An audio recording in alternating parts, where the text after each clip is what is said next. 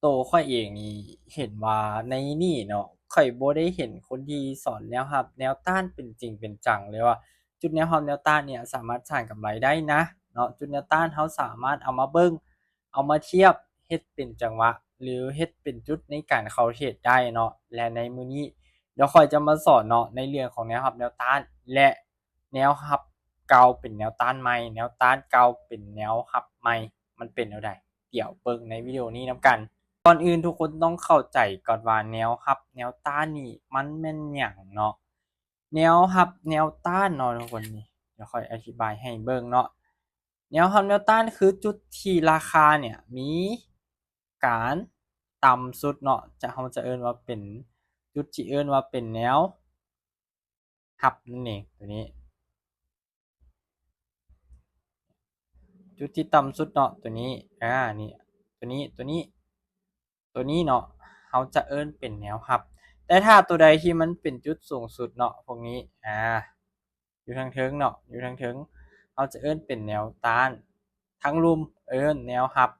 เนาะสังเกตจังใดเนี่ยเราก็สังเกตเบิ่งทุกคนเราก็สังเกตเบิ่งง่ายๆว่าจุดที่มันเนาะมีการจากที่เทรนเนี่ยเทรนของแท่งเทียนเนี่ยมันกำลังไหลเนาะปึ๊บแล้วมันมีการเบรกหรือมีการผลักนั่นเองเห็นบ่แดงแดงแดงแดงแดงเนาะเป็นแท่งสีแดงแดงยาวลงมาปึ๊บเนี่ยเป็นแท่งสีแดงยาวลงมาเนาะแล้วมีการแท่งเทียนเนี่ยเริ่มน้อยปึ๊บเริ่มมีการสลับสีของแท่งเทียนเนาะมาเป็น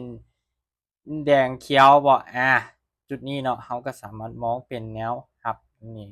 ตัวนี้ก็คือกันเนาะรับเนาะเข้าใจง่ายๆทุกคนให้เข้าใจว่าแนวรับก็คือจุดที่ราคารับบ่ให้มันลงไปก่อนจากจุดนี้แล้วก็แนวต้านเนาะเป็นตัวต้านตามชื่อมันเลยว่าต้านมันต้านบ่ให้ราคาเนี่ย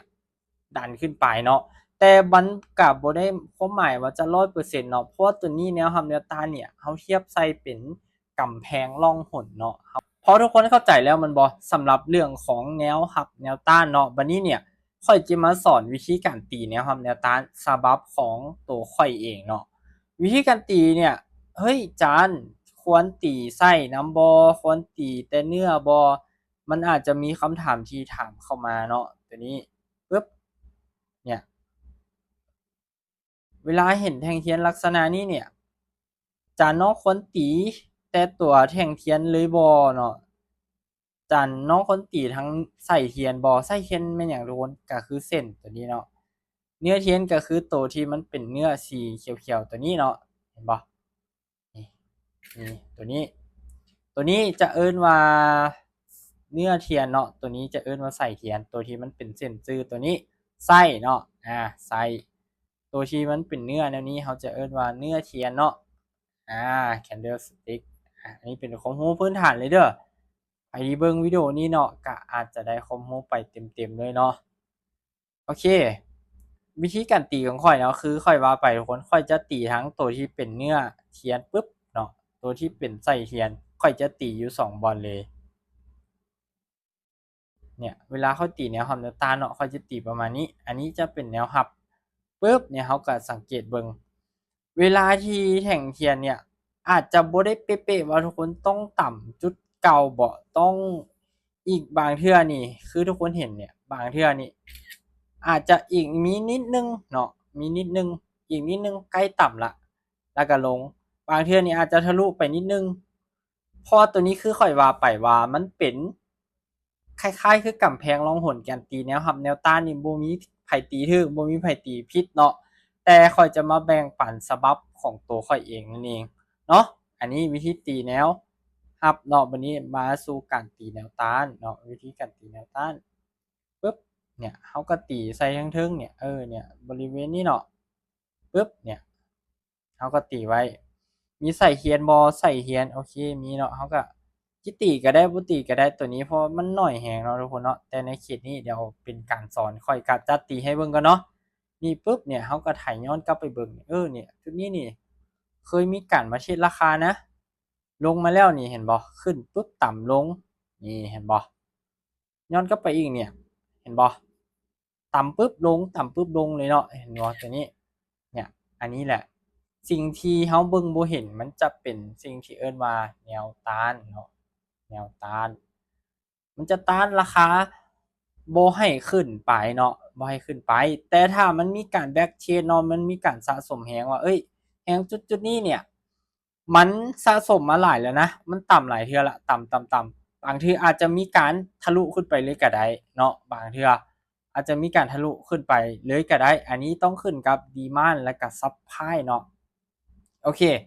ปึ๊บบัดนี้เขาจะเฮ็ดกำไรได้จังใดในจุดๆนี้เนาะถ้าค่อยแนะนำเด้อหลังจากที่เขาตีเนาะกรอบแนวรับแนวต้านได้เนาะถ้าเขาเทรดในรูปแบบของ binary เนี่ยค่อยแนะนำว่าบ่ท่าตีใหญ่หลายเขาตีในกรอบที่เขามองเห็นเนาะ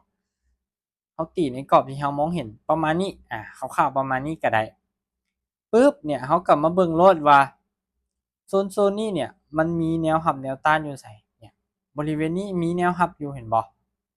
ค่อยก็จะตีเพิ่มมาอีก1เส้นปึ๊บเนี่ยใส่ไว้ใส่เทียนตัวนี้เขาก็จะรู้ได้แล้วว่าเอ้ยบริเวณเนี่ยมันก็อาจจะมีแนวรับนะนี่ปึ๊บเนี่ยมันอาจจะทรงราคาขึ้นเนาะสมมุติว่าคือตัวนี้ถ้ามันทรงราคาขึ้นแนวนี้เนี่ยค่อยจะทำการซื้อเนาะวิธีการเบิ่งเนี่ยเขาสังเกตเบิ่งตัวนี้ทุกคนแท่งเทียนก่อนหน้าเนี่ยเห็นบ่มันเป็นแท่งเทียนหยังพินบ้าเนาะมันเป็นลักษณะตัวนี้เนาะแท่งเทียนพินบ้าหรือว่าแท่งเทียนฮัมเมอร์ปุ๊บเนี่ยแท่งเทียนตัวนี้นี่แฮงซื้อมาหลายเนาะกลืนกินเขาก็สามารถทำการตัดสินใจได้แล้วว่าจุดนี้เนี่ยเป็นจุดเฮ็ดกำไร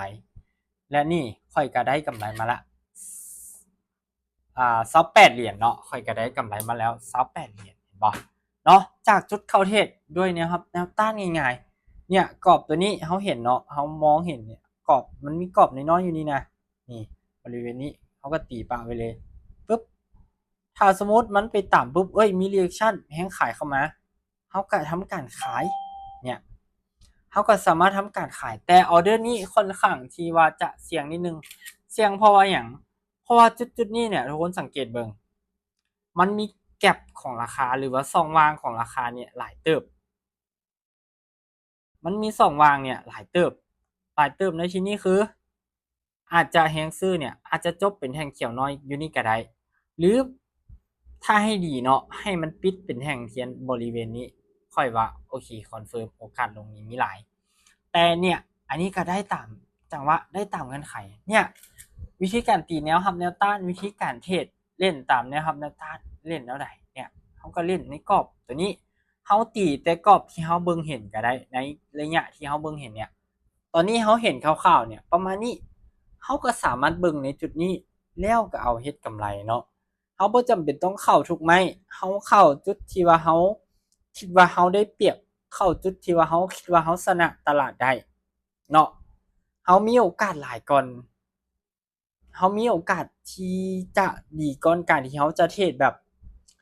บ่ฮู้หยังเนาะกดซื้อไปกดขายไปโดยที่บ่ฮู้เนาะเพราะผลลัพธ์มันจะกระทบไปถึงในระยะยาวที่เขาเทรดเนี่ยถึงสมมุติว่ามื้อนี้อาจจะกำไรมื้ออาจจะขาดทุนและยังบ่ฮู้ด้วยว่าเขาขาดทุนย้อนหยังเขากำไรย้อนหยังเนาะอันนี้เป็นปัญหาที่ข้อยก็ว่าหลายๆคนหลายๆนักเทรดกำลังเจอกันอยู่เนาะเขาก็สามารถเอาไปปรับแก้เนาะสมมุติว่า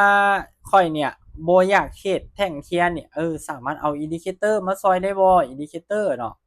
Bollinger Band บ่ตัว RSI บ่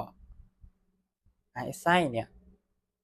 เขาก็สามารถเอาพวกนี้เนี่ยมาเป็นจุดคอนเฟิร์มได้อีกว่าเขาจะเข้าเทรดแนวใดอีกตัวนี้เนาะเป็นจุดคอนเฟิร์มเนาะทั้งนี้ทั้งนั้นทุกคนเทรดเนาะข้อยอยากให้แนะนำให้ทุกคนเทรดด้วยการวางแผนที่มันชัดเจนและดีเนาะอันนี้ก็เป็นสเตทเมนต์ที่ข้อยเทรดในเมื่อวานเนี่ยข้อยเทรดแบบสไตล์ Winning Martingale ก็คือเอาต้นทุนเนี่ย50เหรียญ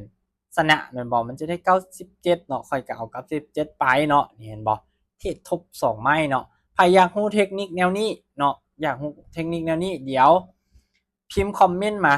ว่าอยากเห็นเดี๋ยวค่อยเอามาแนะนำให้สำหรับการเดินเงินแบบ Winning Martingale เทรดแนวใดเนาะถ้าเจ้าชนะ3ไม้เนี่ยเจ้าเท่ากับการเดินเงินแบบปกติ7ไม้ ประหยัดเวลาไปหลายเนาะตัวนี้เนาะเป็นประวัติการเทรดแล้วก็มื้อนี้เอาแบ่งปันในส่วนของเรื่องของแนวรับแนวต้านเนาะเอามาแบ่งปันให้ทุกคนเนาะหวังว่าบทเรียนนี้อาจจะเป็นประโยชน์บ่น้อยก็หลายให้กับทุกๆคนเด้อใครอยากเรียนหรือว่าอยากสนใจเรื่องการเทรดเนาะ